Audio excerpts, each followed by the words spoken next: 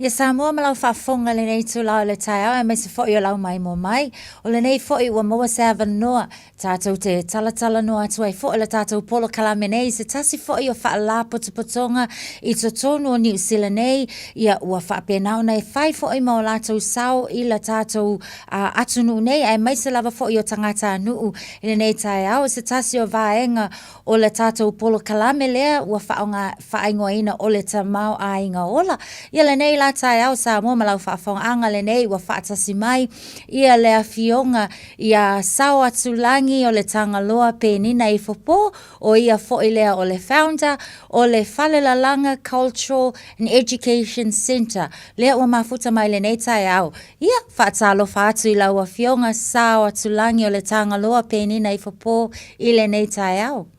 si malaunga ngana o inala le palu fatasi ai le afoi le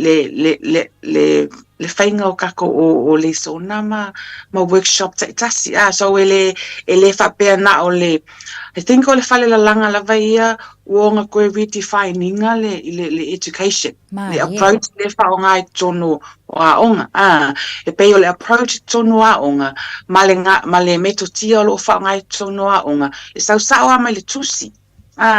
le pe ka fa pa langi o le textbook based le sa mai le tusi sa mai i suenga ai o le fale langa tilo anga ile me o le wa ko e mingoi le fale langa ina ia ele ngata ina au mai vaenga ia o le langa masani o le tangata ai tilo ile ko e mingoi anga ile me ka o le immersive learning platform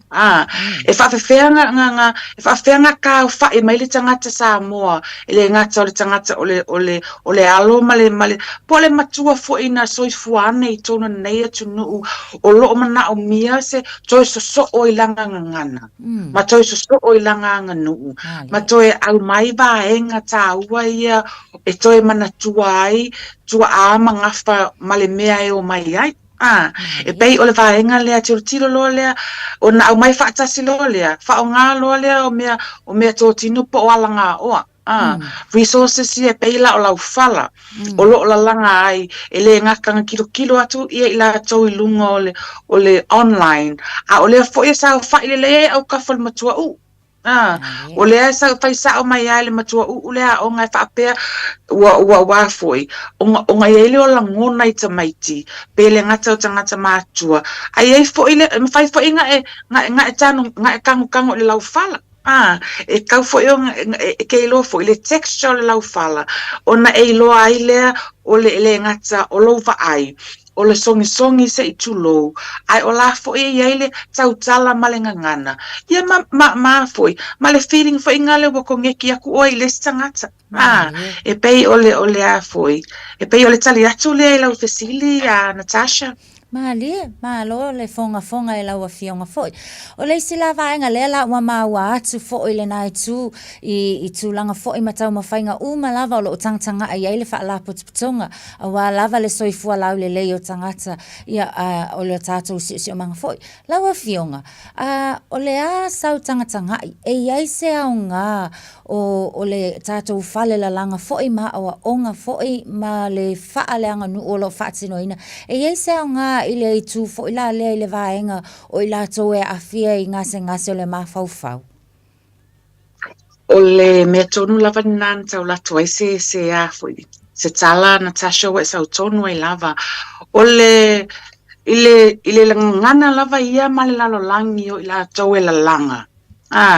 The weaver's lens male lalo langio o ila tau o mea tau lima o le au creative so a kisi ma mea na e pei o le lau fala male la langa ina e eilo no fasota inga male whaanofo file muina o le mafo fau o le tangata e fo I a o le teimi wa whaata ita inga o le mafu angale leina na langa e lo matua male au se papa male matua le tai au po ia le langa ina o me o afu o ia tonga e le whaatali se ilonga e la ile malei fuana ile tae au whaafitai ile tua ma avele vi inga ile tua ona so lo lea malalanga ina o mea nei le tae au a o lai saule malu o le tae au ele ngata lai le malu o le afo o le tae au a o lai fo e vai ele lau fale le taimle na so ele le so tanga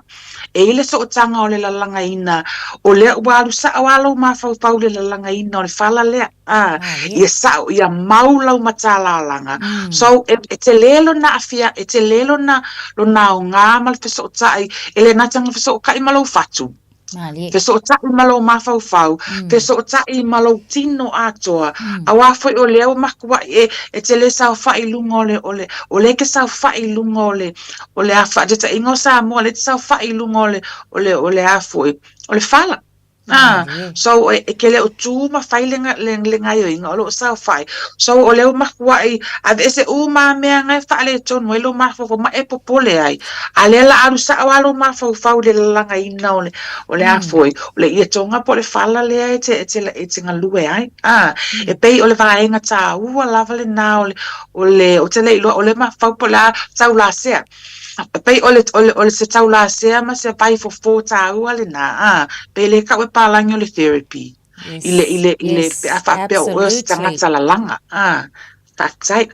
ia le whamalo le sauno. Ai o te talitonu fo i le vaenga lava lea i le soasoani o le fale la langa lava ia fo i le ngase leo mawhau. A wa o te talitonu, a whai le fale la langa o le manga ia o pesenga a ngai tina o le au matua o umale au se ipapa le manga ia o lato pesenga. A tonu o le isi le nā vai fo i ma whai e ona fo ia pe ave esea fo i le mawhau fo i ia mai tūlanga o lo o a whāti ai le mawhau ia laua fionga o le fa mutaina le tapolo kalamele nei tai au o nisi fuafuanga faataatitia la o tau faala putuputonga o lo o faataatitia mo le luma nai ia e mai se lava o le anga inga i luma mo le soifua lau le lei o nai o tātou tangata. Fasai lava o le taimi nei ua mingoi le fale la langa ua foi pe ona o fai atu ua redefine le fale la langa le afoi le winga o mea tau wa onga o le ala ua te tonu o fale a onga le taimi nei ua ngā lulue fatasi la o lai fai lava le afo le sila pasi a whapalangi a tamaiti la tau tonu o fale a onga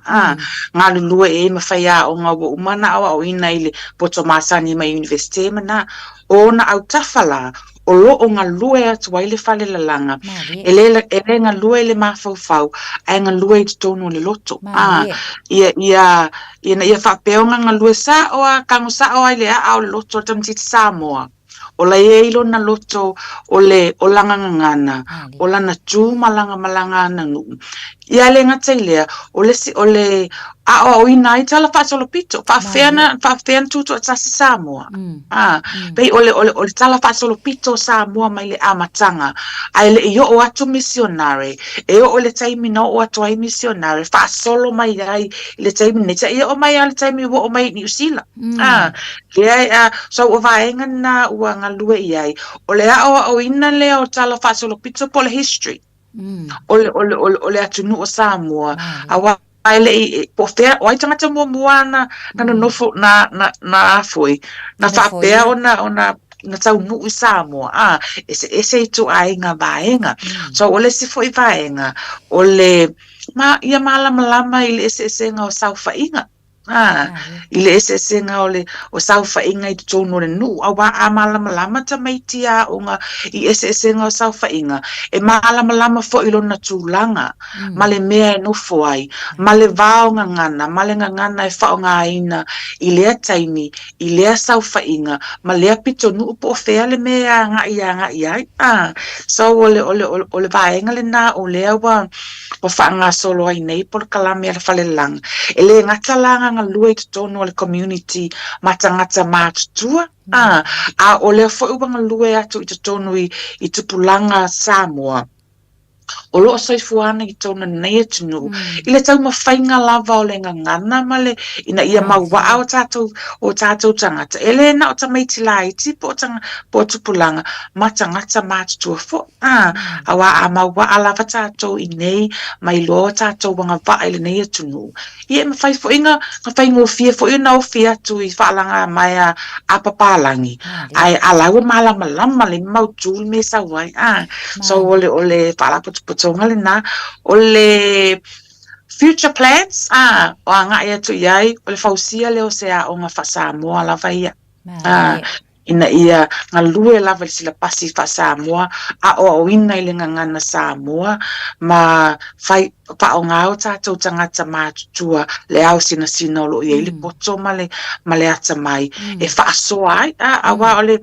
mea lava ia a whaolale finangalo le atua ai folau atu o tātou tinama tamama tua lo eile anga waa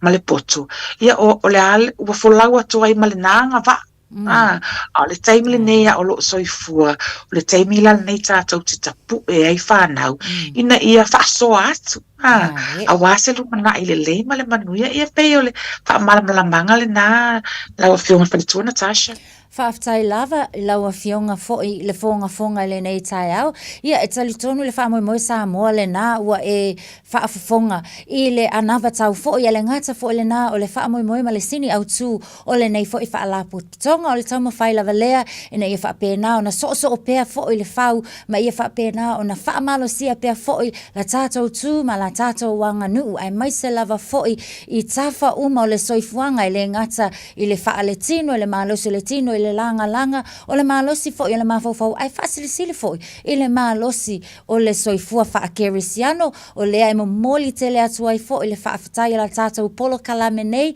I la ua fionga